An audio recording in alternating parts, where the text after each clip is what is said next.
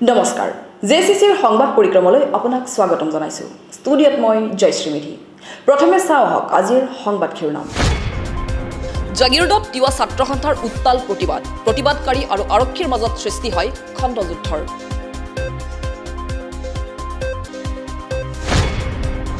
ক্ষেত্ৰত গুলীচালনাৰ ঘটনা দুৰ্বৃত্তৰ বিৰুদ্ধে আৰক্ষীৰ তদন্ত অব্যাহত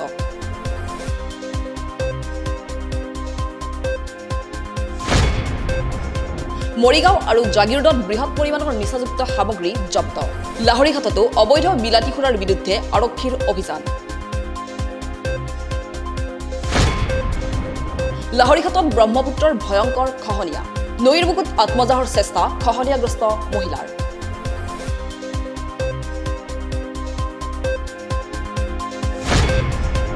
জাগিৰোডত প্ৰধানমন্ত্ৰী আৱাস যোজনাৰ আধাৰশিলা স্থাপন হিতাধিকাৰীৰ মাজত প্ৰথম কিস্তিৰ চেক বিতৰণ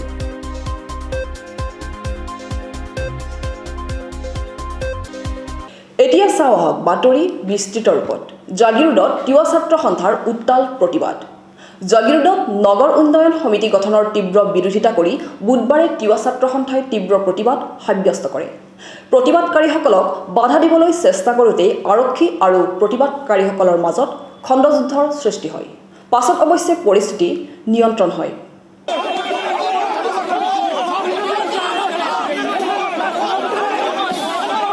জাগিৰোডত নগৰ সমিতি গঠনৰ তীব্ৰ বিৰোধিতা সদৌ তিৱা ছাত্ৰ সন্থাৰ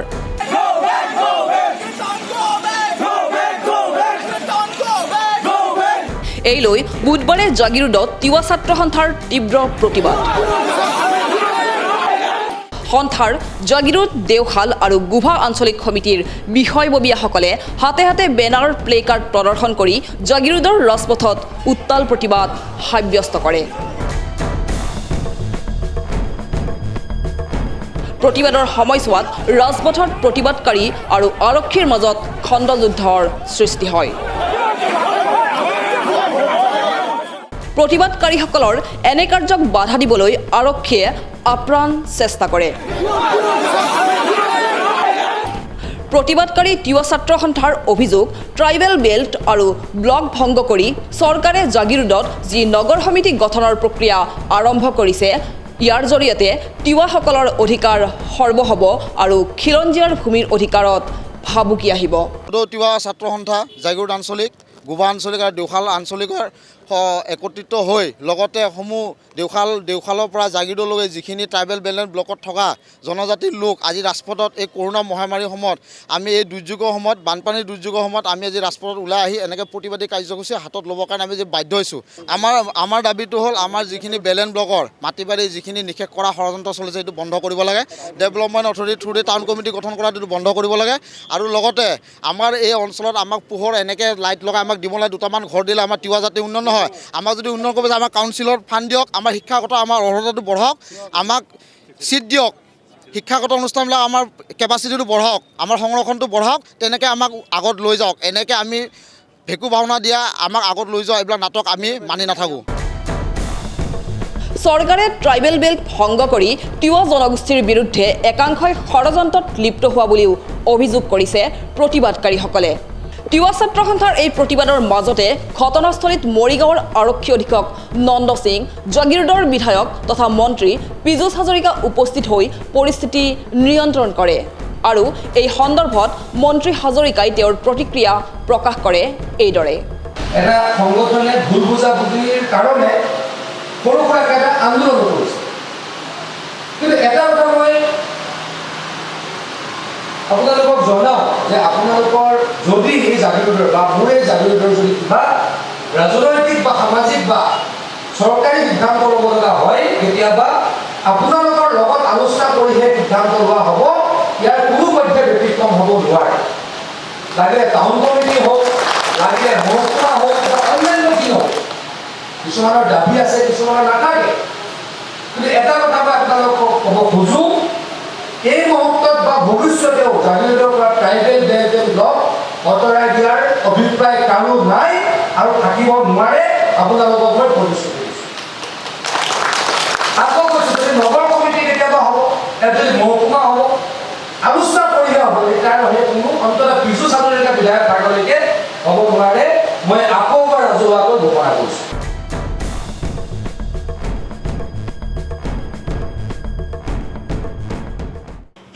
বুধবাৰে পুৱা সংঘটিত হয় এক গুলীচালনাৰ ঘটনা।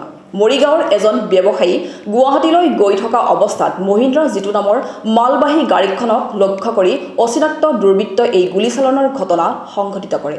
এই ঘটনাত অৱশ্যে কোনো লোক হতাহত হোৱা নাই। ইতিমধ্যে দুৰ্বৃত্তৰ বিৰুদ্ধে আৰক্ষীয়ে তদন্ত অব্যাহত ৰাখিছে। খেত্ৰীত গুলীচালনাৰ ঘটনা। খেত্ৰী আৰক্ষী থানাৰ অন্তৰ্গত খালৈবাৰীত বুধবাৰে সংঘটিত হয় এই গুলীচালনাৰ ঘটনা। মৰিগাঁওস্থিত বালাজী হাৰ্ডৱেৰ স্বত্বাধিকাৰী ৰাকেশ কুমাৰ ৰাঠী AS21C6772 নম্বৰৰ গাড়ীখন লৈ নিজ ব্যৱসায়ৰ বাবে গুৱাহাটীলৈ গৈ থকা অৱস্থাত খালৈবাৰীত অচিনাক্ত দুৰ্বৃত্তই গাড়ীখনক লক্ষ্য কৰি এইদৰে গুলীচালনা কৰে। হঠাতে বাহনখনৰ খিৰিকীৰ গ্লাছ ভঙা প্ৰত্যক্ষ কৰি চালকে গাড়ীখন ৰখায় আৰু গাড়ীৰ ভিতৰত গুলীৰ এটা খালী কাৰ্টিজ দেখি বিতত হৈ পৰে আৰু তেওঁলোকক যে গুলীওৱা হৈছে সেয়া নিশ্চিত হয়। ঘটনা সন্দৰ্ভত লগে লগে খেত্ৰী আৰক্ষীক জনোৱা হয়। গাড়ীৰ চালকজনে জনোৱা অনুসৰি সেই মুহূৰ্তত তেওঁলোকৰ কাষেৰে ৰঙা ৰঙৰ অল্ট' গাড়ী এখন পাৰ হৈ গৈছিল আৰু তাৰ পৰাই গুলীওৱাৰ সন্দেহ কৰা হৈছে। মই মৰিগাঁৱৰ পৰা গুৱাহাটী আহি আছিলোঁ। আহি থাকোঁতে খেত্ৰী থানা পাৰ হৈ খালৈবাৰীত মোৰ গাড়ীত গুলীয়াইছিলে। গুলীয়াইছে বুলি গম নাপাওঁ। প্ৰথমতে গিলাচটো ভাঙি গৈছে। মোৰ মালিক বহি আছিলে। মালিকে কৈছে ড্ৰাইভাৰটা গিলাচটো ভাঙি গ'ল। মই বোলো গিলাচটো গেছ হৈ গ'ল বোলা, গেছ হৈ ভাঙি গৈছে। ছাইড কৰক, গিলাচটো চাফা কৰি লওঁ। তাৰ গাড়ীটো ছাইড কৰিছোঁ। মালিকে নামি দিছে। মই চাফা কৰিব গৈছোঁ, যাই দেখিছোঁ গুলি পৰি আছে। তাৰপিছত মালিকক ক'লোঁ যে গাড়ীত এইটো গুলি পৰি আছে। কৈ তেতিয়াহ'লে গেছ হোৱা নাই, গিলাচ গুলি আহিছে গাড়ীত। এখন গাড়ী ৰঙা গাড়ী এখন অভাৰটেক কৰিছে মোক লেফ্ট ছাইডেদি। মালিক যিজন আছিলে মোৰ লগত, তেখেতৰ নাম ৰাকেশ আছিলে। ব্যৱসায়ী ৰাঠীয়ে জনোৱা অনুসৰি তেওঁক পূৰ্বেও কোনো অচিনাক্ত লোকে ফোনযোগে ধন দাবী কৰিছিল আৰু সেই সন্দৰ্ভত মৰিগাঁও থানাত এটা গোচৰ ৰুজু কৰা হৈছিল। 30 মে ৰাতি ফোন আহিছিলে মোৰ ওচৰত। ডিমাণ্ড আহিছিলে, সিহঁতক পইচা লাগে, নহ'লে সিহঁতে অসুবিধা কৰিব বুলি কৈছিলে। তাৰ নেক্সট দিনাখন আমি পুলিচত জনাইছোঁ। 3 জুনত আমি FIR হেৰিখন কৰিছিলোঁ, মৰিগাঁও থানাত কৰি দিছোঁ। ইতিমধ্যে ঘটনাস্থলীত পূব কামৰূপৰ উপ আৰক্ষী আয়ুক্ত সুভাষিনী শংকৰম আৰু সহকাৰী আৰক্ষী আয়ুক্ত উপস্থিত হৈ ঘটনাৰ তদন্ত অব্যাহত ৰাখিছে। আমি এটা কমপ্লেইন পাইছোঁ কি এজন মানুহ ৰাকেশ ৰাঠী বুলি, তেওঁ কৈছে কি তেখেতে গাড়ীত অহা সময়ত তেখেতৰ ওপৰত ফায়াৰিং হৈছে আমাৰ খোলেবাৰী এলেকাত খেত্ৰীত। তেওঁ মৰিগাঁৱৰ মানুহ আৰু এই বিষয়ৰ ওপৰত আমি যিখিনি তদন্ত কৰিবলগীয়া আছে সেইখিনি তদন্ত কৰি আছোঁ আৰু মৰিগাঁও পুলিচৰ লগত যোগাযোগত আছোঁ, আমি কথা পাতি আছোঁ। তেওঁ কোৱা মতে এটা গ্লাছটো ভাঙিছে আৰু এটা গুলি ফুটিছে বুলি। আমি সেই বস্তুৰ ওপৰত তদন্ত কৰি আছোঁ।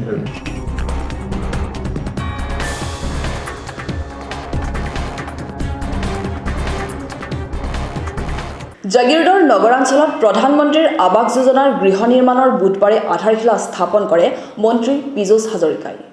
ৰাজ্যত 2020 বৰ্ষত সৰ্বমুঠ 25,000 এনে গৃহ নিৰ্মাণৰ লক্ষ্য স্থিৰ কৰি লোৱা চৰকাৰে জাগিৰোডতো সম্প্ৰতি 319টা এনে গৃহ নিৰ্মাণৰ ব্যৱস্থা কৰিছে। এই লৈ জাগিৰোড উন্নয়ন প্ৰাধিকৰণৰ অধীনত এই আধাৰশিলা স্থাপনৰ এখন সভা অনুষ্ঠিত কৰে। সভাত নিৰ্বাচিত হিতাধিকাৰীসকলৰ একাংশক প্ৰথম কিস্তিৰ ধনৰ চেক বিতৰণ কৰে।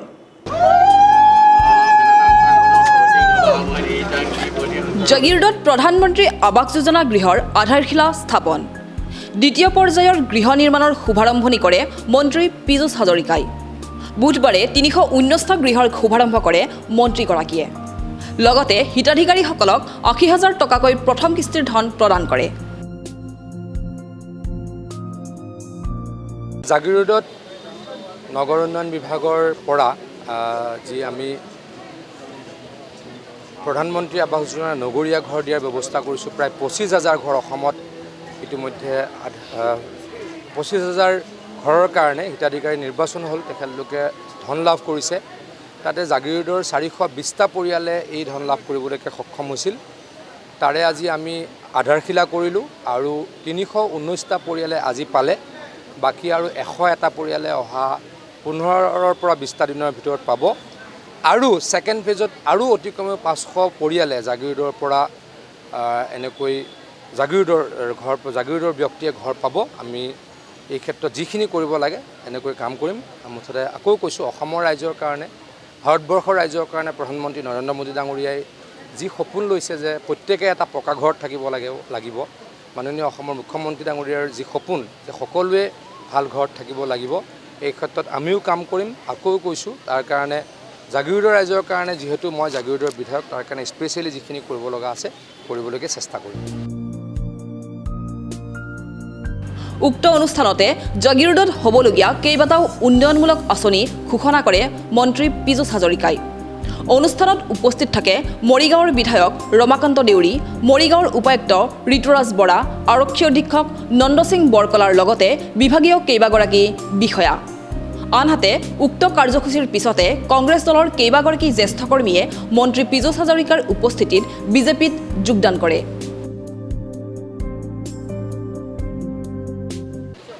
আমি জাগিৰোডৰ পৰা মৰিগাঁও ৰাস্তাত এখন আমাৰ দলং আছে। দলংখনৰ এখন বিলত দলং আছে, আমি তৰঙা বিল বুলি কয়। আমি দুই পাৰে আমি তাতে চাইকেল ট্ৰেক কৰিব খুজিছোঁ, ৱাকিং ট্ৰেক কৰিব খুজিছোঁ, বিউটিফিকেশ্যন কৰিব খুজিছোঁ। তাৰ কাৰণে আমি 9.5 কোটি টকাৰ অনুমোদন পাইছোঁ। আমি য'ত ইয়াতে মিটিং কৰি আছোঁ, এই IB-টোৰ প্ৰাংগণ, এই IB-টোত আমি এই IB-টোত 3 মহলীয়া এটা নতুন IB কৰিব খুজিছোঁ।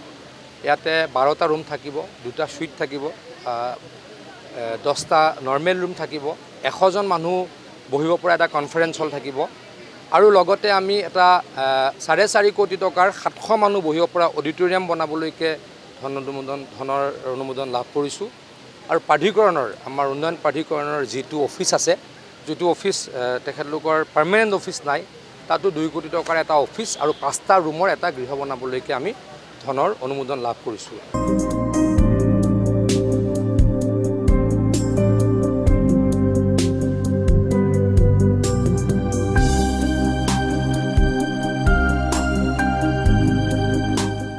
জাগিৰোডৰ বানাক্ৰান্তৰ মাজত অভিনেত্ৰী আইমী বৰুৱা টুলুঙা নাৱেৰে গৈ বানপীড়িতক বিতৰণ কৰিলে বিভিন্ন খাদ্য সামগ্ৰী। ক'ত কেনেদৰে অভিনেত্ৰীগৰাকী বানপীড়িতৰ কাষলৈ গ'ল চাওঁ আহক। জাগিৰোড সমষ্টিৰ বানাক্ৰান্তৰ দুখ দুৰ্দশাৰ বুজ ল'লে অভিনেত্ৰী আইমী বৰুৱাই। মন্ত্ৰী পীযুষ হাজৰিকাৰ পত্নী আইমী বৰুৱাই শুকুৰবাৰে কাৰ্বি লাংপি জলবিদ্যুৎ প্ৰকল্পই এৰি দিয়া পানীয়ে প্লাবিত কৰা বৃহত্তৰ নেলি অঞ্চলৰ পলাশগুৰি কুমাৰবৰীৰ বানপীড়িতৰ মাজত আহি উপস্থিত হয়।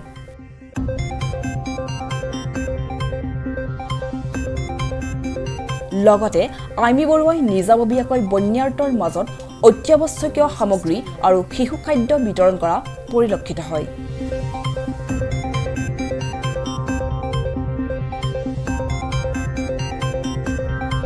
সাংবাদিকৰে হোৱা মত বিনিময়ত কৰোনা মহামাৰীৰ লগতে এই বানপানীৰ জটিল সমস্যা যাতে সোনকালে অন্ত পৰে, ৰাজ্যত ভাল দিন সোনকালে ঘূৰি আহে, তাকেই কামনা কৰে অভিনেত্ৰীগৰাকীয়ে। সপোনৰ ঘৰখন পলকতে ভাঙি যোৱাৰ পিছত এনেধৰণে য'তে ত'তে আহি জীৱন নিৰ্বাহ কৰিবলৈ কিমান কষ্ট হয়, সেইটো আমি কোনোবাখিনিত ইচ্ছা কৰিলেও চাগে অনুভৱ সঁচা অৰ্থত কৰিব নোৱাৰিম। আজি এইখিনি সময়ত তেওঁলোকৰ ওচৰত থিয় হ'বলৈ আহিছোঁ, আচলতে মাত লগাবলৈ আহিছোঁ। আৰু যিহেতু ময়ো এগৰাকী মহিলা, গতিকে কোনোবাখিনিত অনুভৱ কৰোঁ, কণ কণ ল'ৰা ছোৱালী আছে, বহুতৰে কোলাত দেখিছোঁ।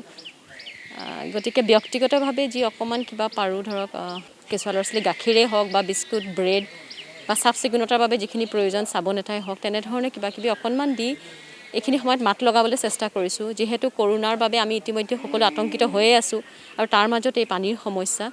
এটাই কামনা কৰোঁ, সোনকালে সকলোবোৰৰ অন্ত পৰক, ভাল দিন ঘূৰি আহক।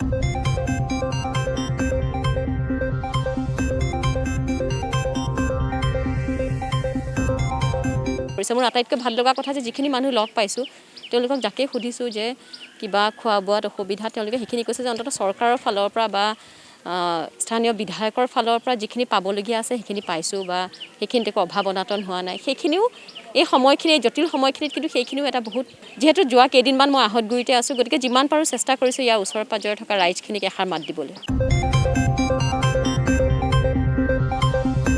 ইফালে অভিনেত্ৰী আইমী বৰুৱাই টুলুঙা নাৱেৰে গৈ শনিবাৰে উপস্থিত হয় জাগিৰোড, বহাবৰজাৰী আৰু বৰপাকৰ বানাক্ৰান্তৰ মাজত।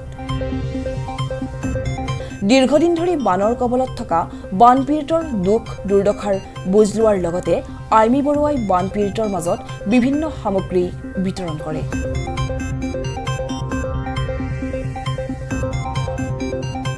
মৰিগাঁৱৰ লাহৰীঘাটত ব্ৰহ্মপুত্ৰৰ ভয়ংকৰ খহনীয়া। ব্ৰহ্মপুত্ৰৰ বুকুত জাপ দি খহনীয়াগ্ৰস্ত মহিলাৰ আত্মজাহৰ চেষ্টা। খহনীয়াত নিৰাশ্ৰয় হোৱা খহনীয়াগ্ৰস্তৰ বুকু ভঙা কান্দোন। চকুৰ সন্মুখতে নিশ্চিহ্ন হ'ব ধৰিছে যুগ যুগ ধৰি ইতিহাস বহন কৰা নামঘৰ। খহনীয়াত গৃহহীন হৈছে শ শ লোক। অতি মৰ্মান্তিক হৃদয় বিদাৰক ঘটনা।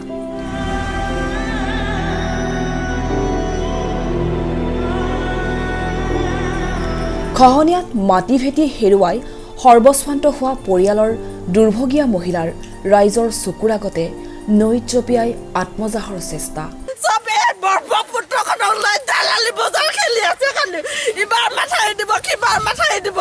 আমি সৰু সৰু মানুহবিলাকে মাথাই দিব নালাগে বুলি আমাক কথা নুশুনে। আজি যদি মাথাইটো নিদিলে আজি এইখিনি কেতিয়াও নহয়। আমি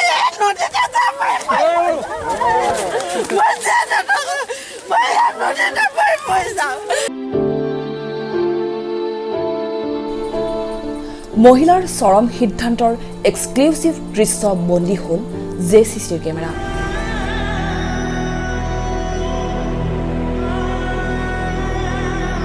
স্থান লাহৰীঘাটৰ ছাগলীপানী খোৱা নামঘৰ প্ৰাংগণ। হয়, গাঁওখনৰ 170 বছৰ গৰকা এই ছাগলী পানী খোৱা নামঘৰটো পৰিছে খহনীয়াৰ কবলত।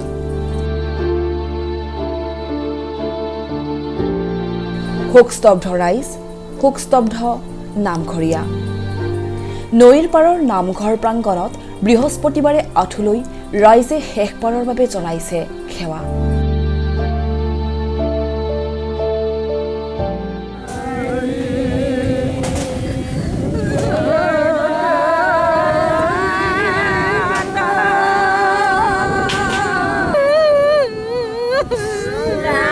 বুকু ভঙা কান্দোনত বিহবল গাঁৱৰ পুৰুষ মহিলা।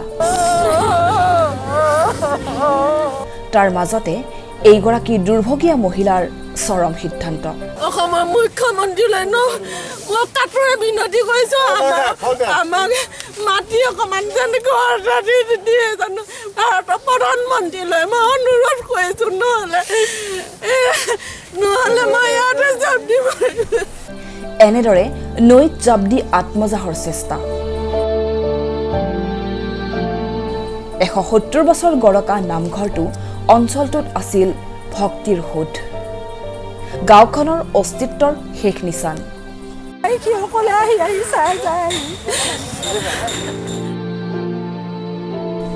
ছাগলী পানী খোৱা গাঁৱৰ এই নামঘৰটোতে হিন্দু ধৰ্মৰ লোকসকলে 170 বছৰে কৰি আহিছিল উপাসনা।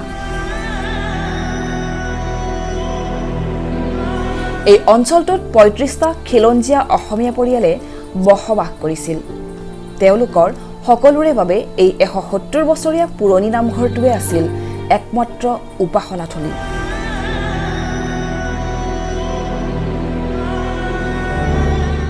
লুইতৰ গৰাখহনীয়াৰ কবলত পৰি 35টা পৰিয়ালেই হ'ল বিধ্বস্ত। শেষত গাঁওখনৰ অস্তিত্ব বুলিবলৈ নামঘৰটোৱেই আছিলগৈ। কিন্তু আজিৰ পৰা নামঘৰৰ বন্তি নজ্বলে। এই 35টা পৰিয়ালৰ লগতে অঞ্চলটোৰ 200 পৰিয়াল ব্ৰহ্মপুত্ৰৰ খহনীয়াত গৃহহীন হৈছে। আজিৰ পৰা আমাৰ ইয়াৰ পূৰ্বপুৰুষসকল লাহীঘাট সমষ্টিৰ একমাত্ৰ তিনিচুকীয়া মহমৰা গাঁও পঞ্চায়তৰ অন্তৰ্গত থকা মহমাৰী পথাৰৰ ছাগলীপানী খোৱা চুবুৰী, এইটোত আমাৰ উপৰিপুৰুষ 4টা পুৰুষ ইতিমধ্যে পাৰ হৈ গৈছে। এতিয়া আমি এতিয়া বৰ্তমান 5টা পুৰুষক কৰিছোঁ। গতিকে তাৰ পৰা অনুমান হয় যে এই আমাৰ ছাগলীপানী খোৱা চুবুৰীটো আজিৰ পৰা প্ৰায় 250 বছৰ আগতে স্থাপন আছিল। এতিয়া যিমান দূৰ আমাৰ বুৰঞ্জীয়ে ঢুকি পায় তেনেধৰণে ক'বলগীয়া হৈছে। ইফালে নামঘৰটোৰ থাপনা আদি ওচৰৰ ৰজা গা ধোৱা নামঘৰলৈ স্থানান্তৰ কৰি শেষবাৰৰ বাবে সেৱা জনাই নামঘৰটো ভঙাৰ ব্যৱস্থা কৰিছে ৰাইজে। সমূহীয়া সেৱাত ভাগ লৈ সকলো ম্ৰিয়মান। তাৰ মাজতে এইগৰাকী মহিলা মিনু ডেকাই এনেদৰে ভৰা নদীত জাপ দিয়াৰ চেষ্টা কৰে। কথমপি এজন যুৱকৰ চেষ্টাত ৰক্ষা পৰে মহিলাৰ জীৱন। কিন্তু শোকত ভাঙি পৰা মহিলাগৰাকীৰ এয়া যেন চৰকাৰৰ প্ৰতি ভীষণ প্ৰতিবাদ। যিটো ঘৰ আছিল সেইটো যোৱা 19 চনৰ পানীত যিটো ঘৰ আছিল সেইটো ভাঙি লৈ গ'ল। কোনো চৰকাৰে তথাপিতো টকা দি সহায় কৰিলে। এতিয়া যিটো টুকুৰা পইচা বঢ়াই আছিল সেইটো ঘৰত আমি থাকিম ক'ত? আমি কোনখন চৰকাৰে ভাল কাম কৰিছে?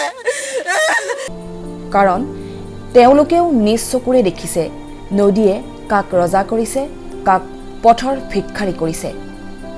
মিনু নদীৰ ভঙা গঢ়াৰ জীৱন্ত সাক্ষী।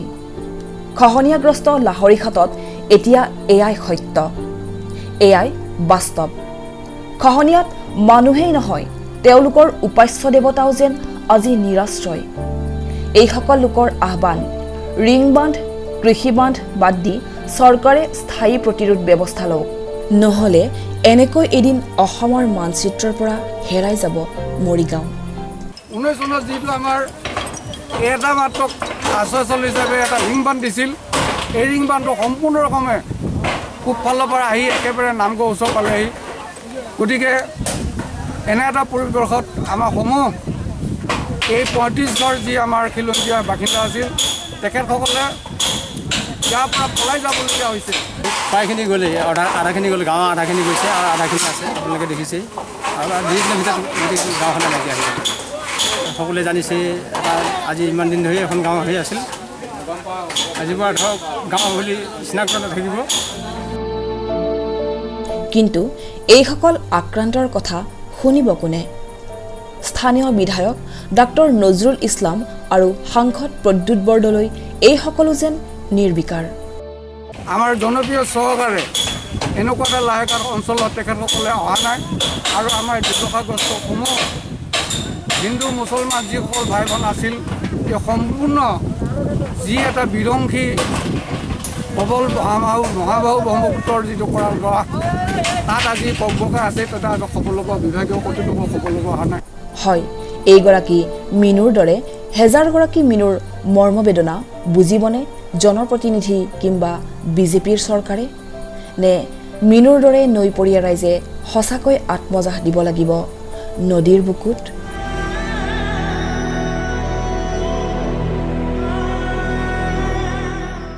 নিবনুৱা যুৱক যুৱতীৰ বাবে আশাৰ বতৰা কঢ়িয়াই আনিছে লাহৰীঘাটৰ এজন যুৱকে।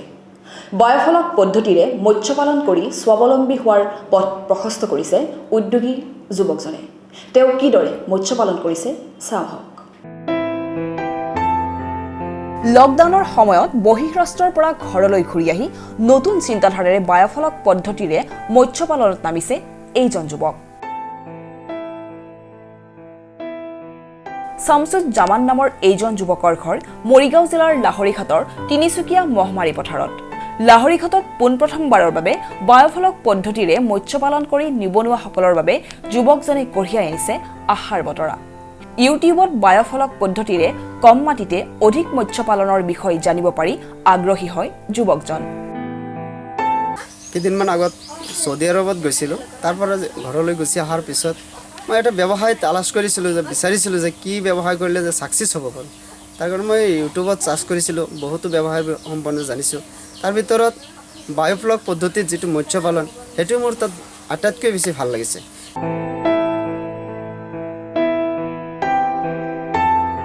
যুৱকজনে কলকাতাত এই সন্দৰ্ভত প্ৰশিক্ষণ লোৱাৰ পাছত ঘৰতে এতিয়া এনেদৰে মৎস্য পালনত নামি পৰিছে।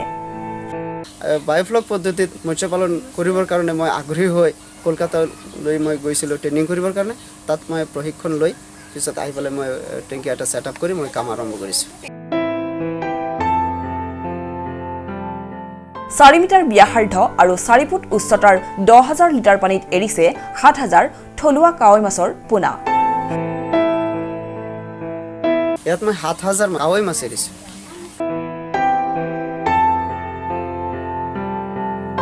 প্ৰায় 90 দিনত উৎপাদিত মাছসমূহ বিক্ৰী কৰি লাভৱান হ'ব বুলি যুৱকজনে আশা প্ৰকাশ কৰিছে।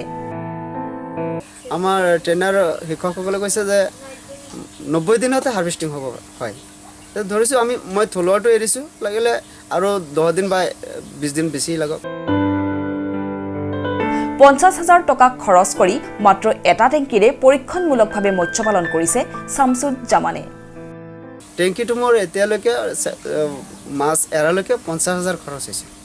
মোৰ পৰৱৰ্তী পৰিকল্পনা হৈছে মোৰ এইটো যদি টেংকিত যদি মই এটা হাৰ্ভেষ্টিঙত যদি ছাকচেছ হ'ব পাৰোঁ তেতিয়াহ'লে মই আৰু লগতে 3টা টেংক ছেটআপ কৰিম আৰু বিভিন্ন যুৱক যুৱতী আছে তেওঁলোককো মই আহ্বান জনাওঁ যে তেওঁলোকেও আহক, আগুৱাই আহক।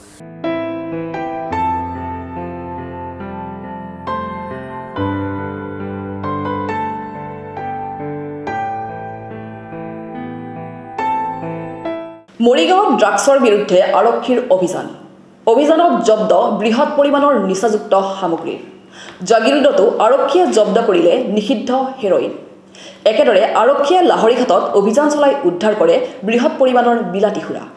মৰিগাঁৱত ড্ৰাগছৰ বিৰুদ্ধে আৰক্ষীৰ অভিযান। বৃহৎ পৰিমাণৰ নিচাযুক্ত দ্ৰব্য জব্দ। মৰিগাঁৱত দেওবাৰে নিশা আৰক্ষীয়ে অভিযান চলাই বৃহৎ পৰিমাণৰ নিচাযুক্ত দ্ৰব্য জব্দ কৰিবলৈ সক্ষম হয়।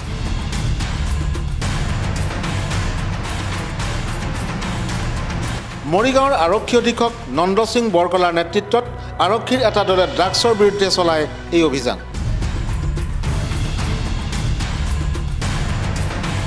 অভিযানত মিকিৰভেটা থানাৰ অন্তৰ্গত বালিজানত এজন ব্যক্তিৰ ঘৰৰ পৰা উদ্ধাৰ কৰে 11,000ৰো অধিক নিচাযুক্ত টেবলেট আৰু কফ চিৰাপ। মুবাছিৰ ইকবাল বাহাৰ নামৰ এজন লোকৰ এটা গাড়ী গেৰেজৰ সুৰংগৰ ভিতৰত ৰখাই থোৱা হৈছিল এই বৃহৎ পৰিমাণৰ নিচাযুক্ত দ্ৰব্যখিনি। আমি আজি মিকিৰভেটা থানাৰ ভাৰপ্ৰাপ্ত বিষয়াগৰাকীয়ে অতি বিচক্ষণৰে বুদ্ধিমত্তাৰে তেওঁ এই বৃহৎ পৰিমাণৰ নিচাযুক্ত দ্ৰব্যখিনি কৰায়ত্ব কৰিবলৈ সক্ষম হয়। লগতে 2জন ইয়াৰ লগত জড়িত লোকক গ্ৰেপ্তাৰ কৰিবলৈ সক্ষম হয় আৰু এই গোটেই বিষয়টো বালিজানৰ ওচৰৰ এখন গাঁৱত অৰ্থাৎ মুবাছিৰ ইকবাল বাহাৰ এলাইছ পুতুল এলাইছ ৰাজা তেওঁৰ ঘৰৰ যিটো গেৰেজ আছিলে, গাড়ী থোৱা গেৰেজ, গেৰেজৰ তলত এটা সুৰংগ, সেই সুৰংগ সৃষ্টি কৰি তাত এই গোটেই নিচাযুক্ত দ্ৰব্যখিনি ৰাখিছিল। সৰ্বমুঠ 11,232টা নিচাযুক্ত দ্ৰব্য আৰু সেই দ্ৰব্যবিলাকৰ টেবলেট, সেইবিলাকৰ ভিতৰত আছিলে কৰ্নেক্স, প্ৰক্সোভাম, ৱাৰিক্স আদি টেবলেটবিলাক আছিলে আৰু আমি 6 কাৰ্টুন নিচাযুক্ত বস্তু ধৰিছোঁ। এক গোপন সূত্ৰৰ ভিত্তিত আৰক্ষীয়ে উদ্ধাৰ কৰা এই নিচাযুক্ত দ্ৰব্যখিনিৰ মূল্য প্ৰায় 5-6 লাখ টকা হ'ব বুলি জানিব পৰা গৈছে। এই গোটেই বস্তুখিনি অনুমানিক 5-6 লাখ টকাৰ হ'ব। দীৰ্ঘদিন ধৰি অঞ্চলটোত চলি আছিল এই ড্ৰাগছৰ অবৈধ বেহা। এই সন্দৰ্ভত আৰক্ষীয়ে ছাজিদুৰ ৰহমান, উমৰ আলী নামৰ লোক দুজনক গ্ৰেপ্তাৰ কৰে।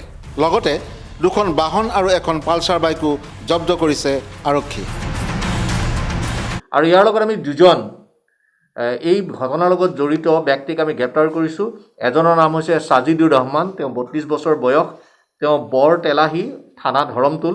দ্বিতীয়জন উমৰ আলী, 37 বছৰ বয়স, তেওঁ উত্তৰ মিলনপুৰ ৱাৰ্ড নম্বৰ 11 মৰিগাঁও টাউনৰ। ইয়াৰ লগত আমি 3খন গাড়ী জব্দ কৰিবলৈ সক্ষম হৈছোঁ।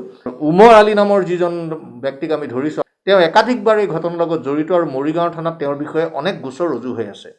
আৰক্ষী সঞ্চালক প্ৰধানে আজি কেইদিনমানৰ আগত মোক জাগিৰোড থানাত আমি যেতিয়া তেখেতৰ লগত মই কথা বতৰা পাতিছিলোঁ, তেতিয়া তেখেতে এই ড্ৰাগছৰ বিষয়ে অতি উদ্বিগ্ন হৈছিল আৰু এই ড্ৰাগছটো কেনেকৈ প্ৰতিহত কৰিব পৰা যায় তাৰ বাবে কঠোৰৰ পৰা কঠোৰ হ'বৰ কাৰণে আৰু দৃষ্টান্তমূলকভাৱে এওঁলোকক শাস্তি বিহিবৰ কাৰণে তেওঁ মোক কৈ গৈছিল। যিসকলে এই ঘটনাৰ লগত জড়িত আছে সেই সকলকো কঠোৰভাৱে আমি সকীয়াই দিয়া হৈছে যে তেওঁলোকে শীঘ্ৰেই এই ব্যৱসায়ৰ পৰা আঁতৰি আহি সমাজৰ মূল খুঁটিলৈ সমাজখনক কেনেকৈ আগুৱাই নিব পাৰি তাৰ প্ৰতি আকৰ্ষিত হ'বৰ কাৰণে আমি আহ্বান জনাইছোঁ। ইফালে জাগিৰোডতো জব্দ কৰিছে নিষিদ্ধ হেৰইন। আৰক্ষীয়ে আটক কৰিছে 3জনক। লকডাউনৰ সুযোগ লৈ একাংশই চলাইছে নিষিদ্ধ হেৰইনৰ ৰমৰমীয়া বেহা।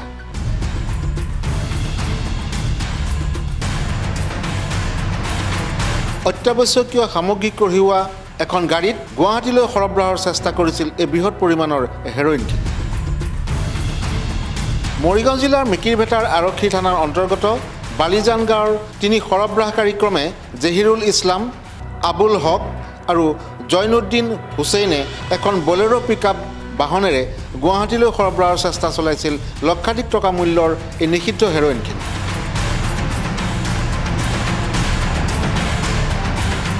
পাছত জাগিৰোড আৰক্ষীয়ে পশ্চিম নগাঁৱত তিনিওকে আটক কৰাৰ লগতে জব্দ কৰিবলৈ সক্ষম হয় হেৰইনখিনি। লগতে আৰক্ষীয়ে জব্দ কৰে নিচাজাতীয় সামগ্ৰী কঢ়িওৱা AS01 GC 6905 নম্বৰৰ বলেৰো বাহনখনো।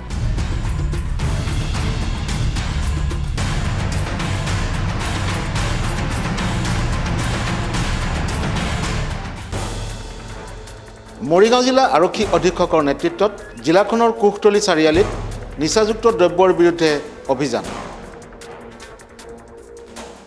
অভিযানকাৰী আৰক্ষীৰ দলটোৱে অঞ্চলটোৰ জীৱন বৰদলৈৰ হোটেল আৰু তেওঁৰ ভাতৃ জয়ন্ত বৰদলৈৰ মণিহাৰী দোকানৰ পৰা উদ্ধাৰ কৰে বৃহৎ পৰিমাণৰ বিলাতী সুৰা।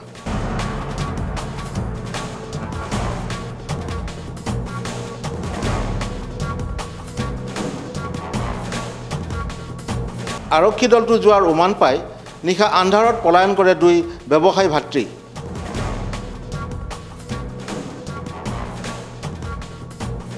তেওঁলোকে অবৈধভাৱে মজুত কৰি অব্যাহত ৰাখিছিল বিলাতী সুৰাৰ ৰমৰমীয়া বেহা। আজি এই জীৱন বৰদলৈ আৰু জয়ন্ত বৰদলৈ আমি এদিন ধৰিলোঁ আৰু এইখিনি মৰিগাঁৱৰ এখন দোকানৰ পৰা তেওঁলোকে আনে আৰু যিটো আবকাৰী অনুজ্ঞাপত্ৰৰ বিপৰীতে এই কামটো তেওঁলোকে কৰিছে। দোকানৰ নিয়ম ভংগ কৰিছে, এক্সাইজৰ নিয়ম ভংগ কৰিছে।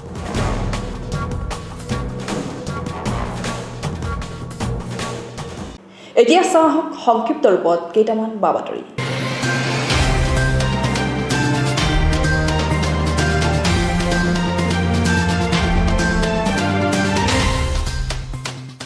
হাৰিয়ানাৰ পৰা চুৰি হোৱা বিলাসী বাহন মৰিগাঁৱৰ ধৰমতোলত জব্দ। মৰিগাঁও আৰক্ষীৰ সফল অভিযান। হাৰিয়ানাৰ পৰা চুৰি হোৱা এখন বিলাসী বাহন মৰিগাঁও আৰক্ষীয়ে জব্দ কৰে। কিছুদিন পূৰ্বে হাৰিয়ানাৰ পৰা SP 04E 9009 নম্বৰৰ এখন বিলাসী বাহন চুৰি হৈছিল আৰু মৰিগাঁও আৰক্ষী অধীক্ষকে গোপন সূত্ৰৰ পম খেদি বৃহস্পতিবাৰে ধৰমতোল আৰক্ষীৰ সহযোগত গাড়ীসহ 2জন ব্যক্তিক আটক কৰিবলৈ সক্ষম হয়।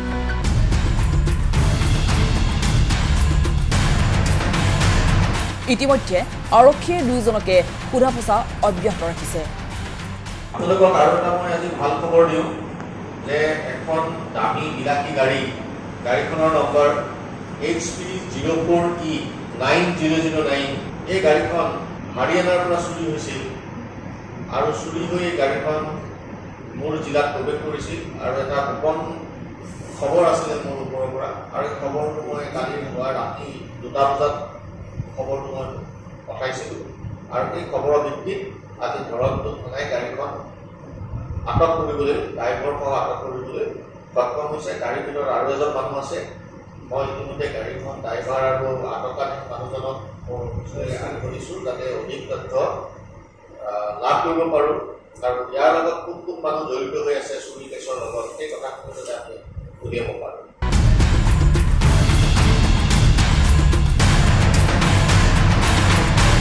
ডিগাৰুৰ জাৰিকুছি অঞ্চলত ৰেল লাইনৰ কাষত মৃতদেহ উদ্ধাৰ। মৃতদেহটো জাৰিকুছি গাঁৱৰ উপেন্দ্ৰ দাসৰ বুলি চিনাক্ত কৰা হৈছে। নিশা ৰেলৰ খুন্দাত নিহত হোৱাৰ সন্দেহ কৰা হৈছে। ক্ষতবিক্ষত অৱস্থাত উদ্ধাৰ মৃতদেহ। ঘটনাস্থলীত আৰক্ষী উপস্থিত হৈ মৃতদেহ উদ্ধাৰ কৰি মৰণোত্তৰ পৰীক্ষাৰ বাবে GMCHলৈ প্ৰেৰণ কৰিছে। জাগিৰোডত শুকুৰবাৰে বানত ডুবি এজন বৃদ্ধৰ মৃত্যু হয়। জানিব পৰা মতে মনহা শান্তিপুৰ গাঁৱৰ 70 বছৰীয়া জিতেন কোঁৱৰ নামৰ লোকজন মাছ মাৰিবলৈ গৈ বানত ডুবি মৃত্যু হয়। পাছত স্থানীয় লোকে উদ্ধাৰ কৰে মৃতদেহটো। মৃতদেহৰ মৰণোত্তৰ পৰীক্ষাৰো ব্যৱস্থা কৰে।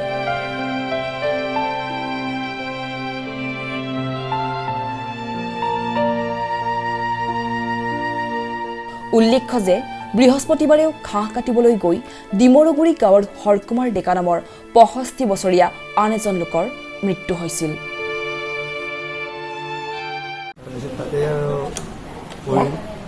তেনেকৈ মানে পিছল খাই পৰিল কিজানি তাতে কাপোৰ তাৰমানে অলপ বেছিকৈ পিন্ধি আছিল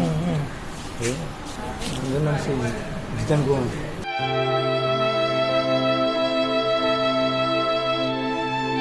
নিজৰ অশেষ শ্ৰম আৰু ধন বিনিয়োগেৰে কৰা কৃষিডৰাৰ সন্মুখত আজি হুমুনিয়া 3 যুৱকৰ। সোণাপুৰ নৰতাপৰ এওঁলোক ক্ৰমে পুলক কেলেং, ধৰ্মেশ্বৰ টুমুং আৰু লাল বাহাদুৰ ভক্ত চেত্ৰী। তিনিওগৰাকী মিলি প্ৰায় 30 বিঘা ভূমি সামৰি গঢ়িছিল সেউজীয়া সপোন। লহপহকৈ বাঢ়িছিল 100 জোপা মালভোগ কল, অমিতা, ভোট জলকীয়া আৰু নেমু টেঙাৰ গছ। নিজৰ গাঁঠিৰ প্ৰায় 1 লাখ মান ধন খৰচ কৰি গঢ়া এই বাগিচাখনত এতিয়া লকডাউনৰ হাতোৰা। চকুপানী টুকিবলগীয়া অৱস্থা 3 বন্ধুৰ। মানে লকডাউনৰ প্ৰভাৱ পেলোৱাটো হৈছে আমি 3জনে গ্ৰুপ হৈ মানে ইয়াতে খেতি কৰিছিলোঁ, মানে কল খেতি, নেমু খেতি আৰু ইফালে অমিতাৰ পাৰাত টোটেল আমি যিখিনি পাৰা প্ৰয়োজন মানে আমি কৰিছিলোঁ কৰাটো, কিন্তু লকডাউনে আমাক যথেষ্ট প্ৰভাৱ পেলাই দিলে যে বিক্ৰী কৰিব নোৱাৰিলোঁ। আৰু লকডাউনৰ কাৰণে মানে যিখিনি বিক্ৰী কৰিবলৈ বেপাৰী আহিব নোৱাৰিলে, আমাৰ 1 লাখৰ পৰা 90 এনেকুৱা ওচৰা ওচৰি লোকচান হ'ল। কিয়নো ৰাজ্যজুৰি চলা লকডাউনৰ ফলত বজাৰ লাভ কৰা নাই উৎপাদিত ফচলে। প্ৰধানত মালভোগ কল আৰু ভোট জলকীয়াৰ খেতিডৰা সন্মুখীন হৈছে ব্যাপক লোকচানৰ।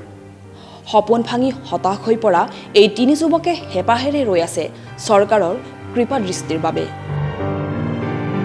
আনক দেখা পাইছিলোঁ যে তেনেকুৱা কলৰ খেতি কৰিলে অলপ তেনে লাভৱান হয়, সেইকাৰণে সেইবোৰ আমি ভাবি কিনে 3জন লগ হৈ ইয়াতে গ্ৰুপ নিচিনা খেতি কৰিছিলোঁ। তাৰপিছত ফাৰ্ষ্ট টাইমৰ পৰা আমি ইয়াতে কাম কৰি ট্ৰেক্টৰ লৈ আমি মোটামুটি কল, মালভোগ কল লগালোঁ 1000টা পুলি লগাই তাতে খৰচ বহন দি আমাৰ মানে 70-80 হাজাৰমান টকা তেনেকৈ খৰচা হ'ল। ফল অলপো বিক্ৰী কৰিব পৰা নাই। তেনেকুৱা গৰু ছাগলীকে দি মানে ৰাইজক দিছোঁ কোনোবা খাবৰ কাৰণে কলকেইটা।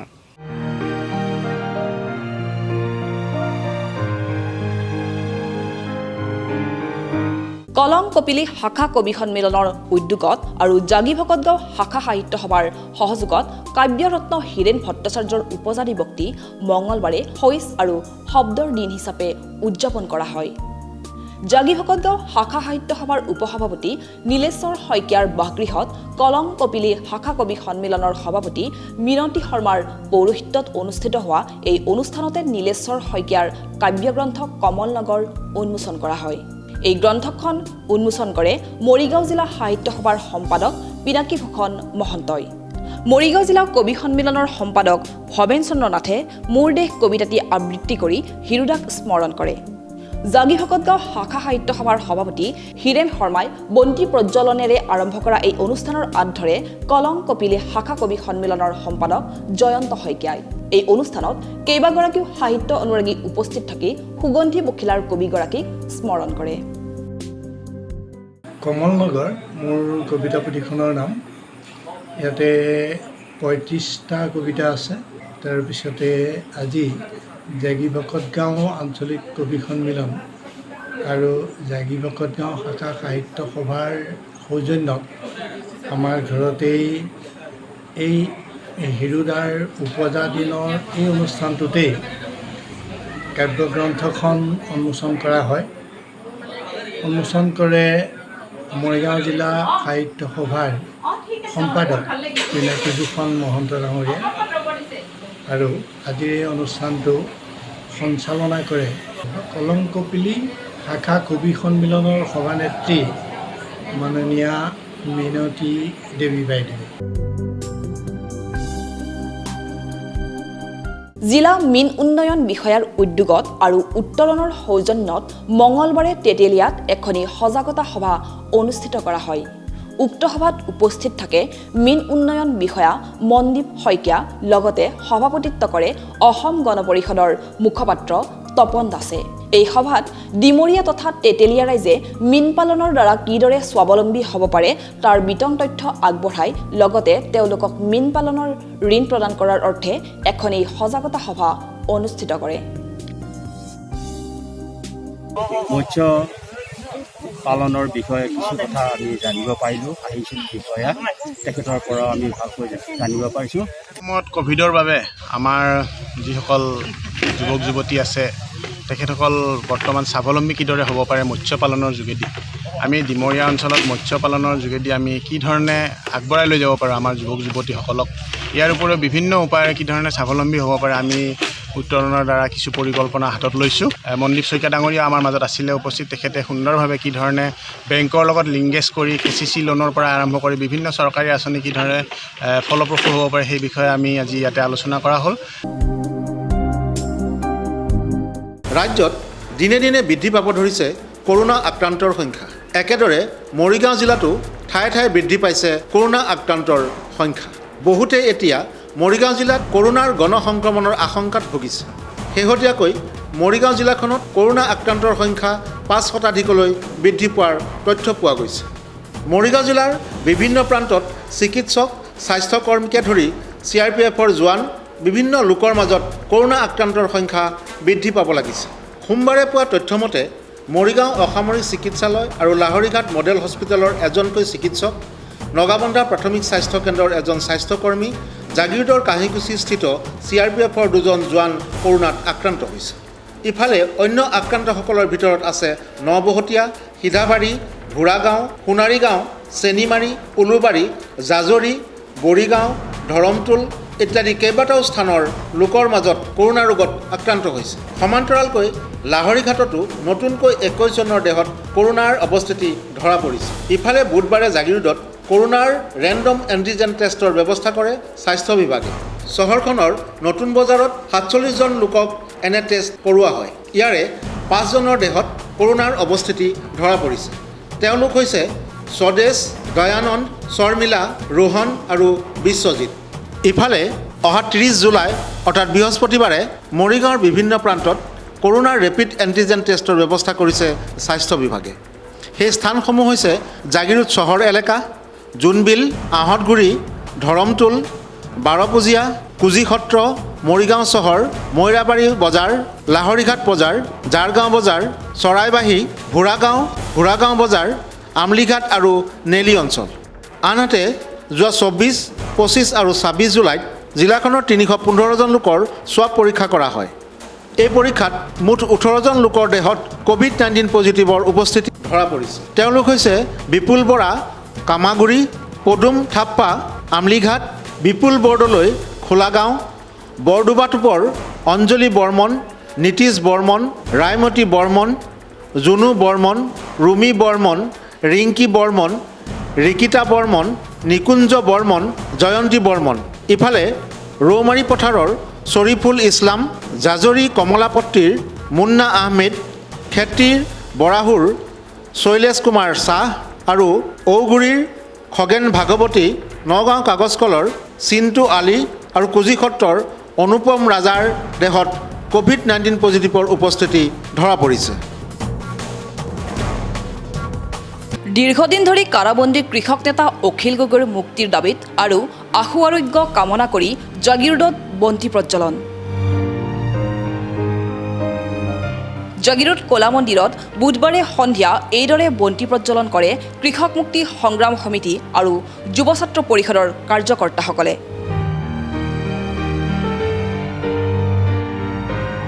এই কাৰ্যসূচীত জাগিৰোডৰ একাংশ নাগৰিকেও সহযোগ কৰে। আজি অখিল গগৈ সুস্বাস্থ্য কামনা আৰু অখিল গগৈ মুক্তিৰ দাবীত মৰিগাঁও জিলা কৃষক মুক্তি সংগ্ৰাম সমিতি, জাতীয়তাবাদী যুৱ ছাত্ৰ পৰিষদ আৰু জাগিৰোডৰ নাগৰিক সমাজৰ প্ৰচেষ্টাত আমি সকলোৱে মিলি আজি অখিল গগৈ মুক্তিৰ কাৰণে আজি বন্তি প্ৰজ্বলন কাৰ্যসূচী কৰিছোঁ। ইয়াৰ জৰিয়তে এই কাৰ্যসূচীৰ জৰিয়তে যাতে চৰকাৰৰ সুমতি আহে, তেওঁলোকে যাতে বাৰম্বাৰ অখিল গগৈৰ ওপৰত গোচৰ জাপি নাথাকে, তাৰ কাৰণে আমি ভগৱানৰ ওচৰত প্ৰাৰ্থনা কৰিছোঁ যাতে চৰকাৰৰ মুৰব্বীসকলক সুমতি আহে আৰু দুনাই যাতে নতুন নতুন কেছ তেওঁৰ ওপৰত জাপি দি নাথাকে। আজিৰ সংবাদ পৰিক্ৰমা ইমানতে সামৰিছোঁ। জাগিৰোড, মৰিগাঁও আৰু ইয়াৰ কাষৰীয়া বিভিন্ন অঞ্চলৰ বাতৰিলৈ আমি আপোনালোকৰ মাজলৈ আহোঁ প্ৰতি বুধবাৰে সন্ধিয়া আৰু বৃহস্পতিবাৰে পুৱা। গতিকে চাবলৈ নাপাহৰিব আপোনালোকৰ প্ৰিয় অনুষ্ঠান JCCৰ সংবাদ পৰিক্ৰমা। ধন্যবাদ।